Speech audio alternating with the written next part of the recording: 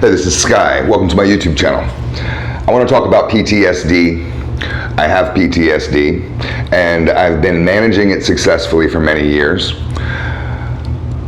It's a topic that I feel pretty well versed on. In fact, in the current book that I'm writing, I have a whole chapter dedicated to PTSD, how to manage your triggers, and how to move to the next level of, which is post-traumatic growth, PTG.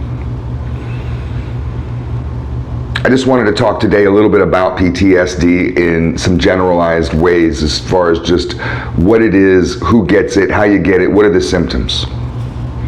I have other videos about how to manage triggers and how to become strong enough to help others. Because that's the next level when you get to post-traumatic growth and you use the very trauma that fucked you up as your new superpower, as your new strength.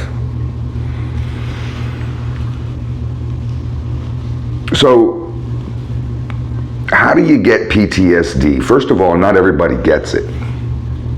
It's an emotional reaction to a trauma. There's all kinds of different traumas. One of the important things to state about PTSD, which isn't obvious to people, is that you can get PTSD from a non-dangerous event, from something that isn't life-threatening. You can even get PTSD from certain types of traumatic secondhand information. So it's not always just the war vet, because that's what we think of when we think of PTSD.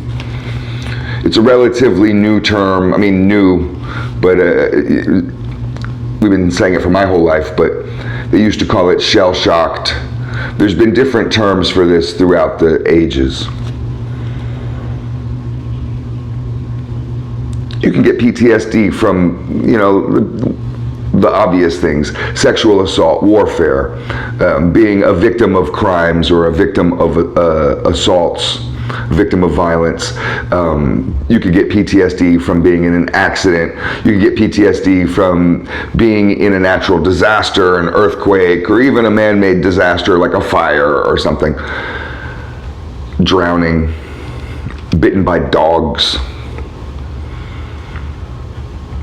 I mean, there's many others. And you can have PTSD from just an abusive parent or an abusive lover. There's a lot of ways.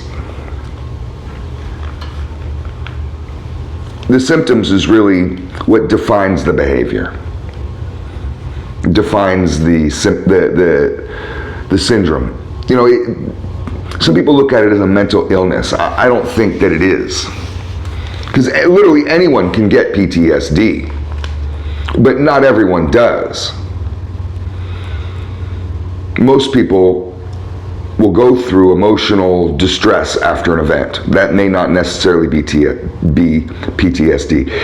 Most people will have a grace period of processing the information. Some people do it rapidly. Some people may take a day, a week, a month. But they get over stuff. When someone's not getting over it, that's a sign. That's a symptom. This list of 4 or 5 things is not in order, but I put at the top addiction, mainly because I ran out of space, but I'm glad I put it at the top, because addiction and pacifying ourselves, escaping our thoughts, is a huge symptom of PTSD. Now, people who have addiction, genetically, or it could be in your family, passed down to you from your parents, could be an alcoholic or drug addict, and you can end up one also. You could just have had that because of poor upbringing or whatever reason. Lots of people become drug addicts. People who have addiction problems to begin with and then go through a traumatic event have a hard time being resilient and have a hard time processing those emotions. So they're more likely, statistically, more likely, people with addiction are more likely to get PTSD. But a symptom of PTSD a lot of us have gone through is addiction. I used alcohol, mainly alcohol, as a way to numb myself, to escape the pain.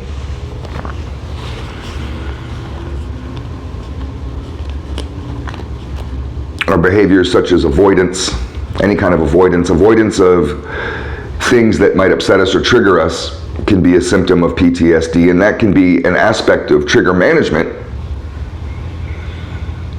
But you can't run from life forever.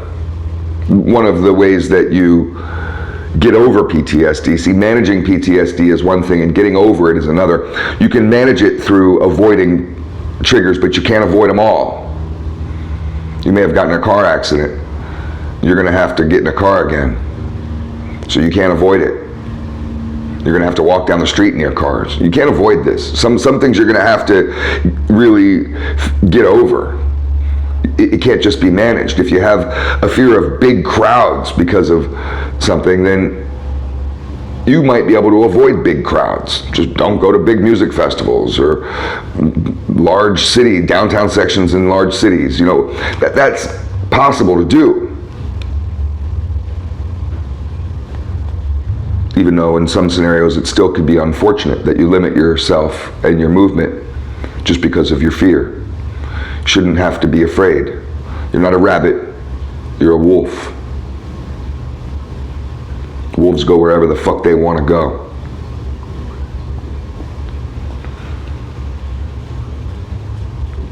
You have intrusive memories, really painful memories. Your mind can just go crazy. That can lead to flashbacks and nightmares. It can also lead to negative changes in our mood. You can have emotional outbursts. Become just angry. That's what it did to me. I could get triggered and I'd be angry for months on end. I could be triggered for months. Some people, they just get triggered and you think, well, they'll calm down in an hour or two. I wouldn't calm down for months and months and months at a time. Like Jekyll and Hyde, I would snap into the monster and wake up several months later with a world that I had fucking destroyed. I'd have to think about how to recover from it. What did I do? I mean, I was conscious the whole time, but I was like a different person. The negativity took me over. It's not as extreme for everybody. I had all the symptoms, and I had them all pretty extreme. But some people have this stuff very subtly. Sometimes it's really difficult to tell someone's mood change, but if you're noticing it within yourself, maybe you're feeling angry, you're feeling shame, guilt, going through emotional swings, just feeling down for a lot, you know, it's not snapping out of it.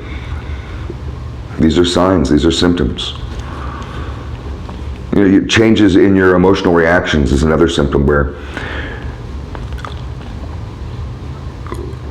what used to just blow over, maybe somebody does something to you, bumps into you,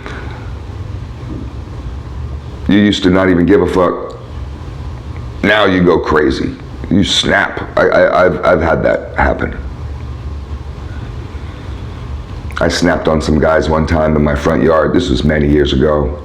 They were in their truck. I was having a bad day anyways, and I've had PTSD, and I had that snap factor as one of my symptoms, and I could go from cold to hot instantly. I asked these guys, what are they doing in my yard? They weren't responsive enough.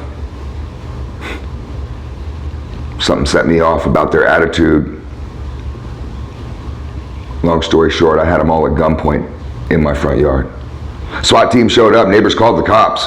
Fucking, I mean, it wasn't the SWAT guys, but these guys were armored to come and get me. They weren't coming for the guys I had at gunpoint, the trespassers. They're coming for me. I snapped. Again, it's not as extreme for everybody. You may just be bitchy, irritable. That irritability might last a long time, and you might be taking things out on other people around you, and they may be getting tired of it, and you may have to start looking at yourself, wow, this may be a symptom of PTSD, and I may be having a hard time with my emotional reactions from a trauma from the past. Anger and aggression is really a common trigger, an outburst for a lot of men who have PTSD. But look, women get PTSD more than men. They get it easier than men. I guess because they're more emotional. That's a statistic. It's not my opinion. You know what I've always been interested in is why do some people get PTSD and why others don't? If 80% of people don't get it, why do 20% of people get it? And why did I get it? I know people that have been through some of the same shit that I've been through, and they didn't get fucked up by it like I did. Does that make me weak? Am I a pussy? You know, it goes back to your connection to your family and friends. It's been studied that people who have a strong connection to their family and friends are less likely to have strong emotional reactions to trauma, so they're more resilient people. If you have a strong family history, a strong connection to your family and friends growing up, then you're more likely to be a more resilient person, and when bad things happen, you can get over it, get through it quicker. And I've witnessed that in my own family, because I have cousins that are stronger than me in many ways, but they had stronger family bases than I did. They didn't come from a home with a gang member for a father who was beating his wife, and I came from a fucked up house. Some people get PTSD simply because they have mental health histories. And I had a mental health history. I've had mental health problems. It's something that I admit. I've had mental health problems since I was a little boy. I was sent to psychiatrists as a little boy. Something ain't right with this one. Teachers and everybody noticed that. And my father had the same thing, and my mother also.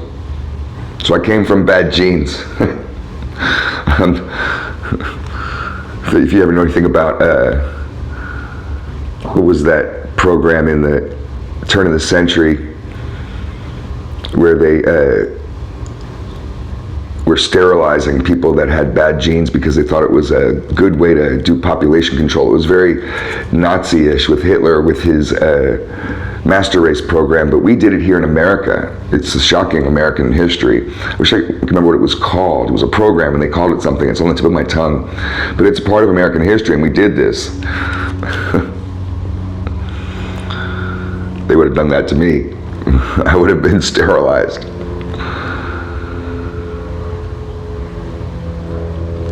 If you have a history of depression and anxiety,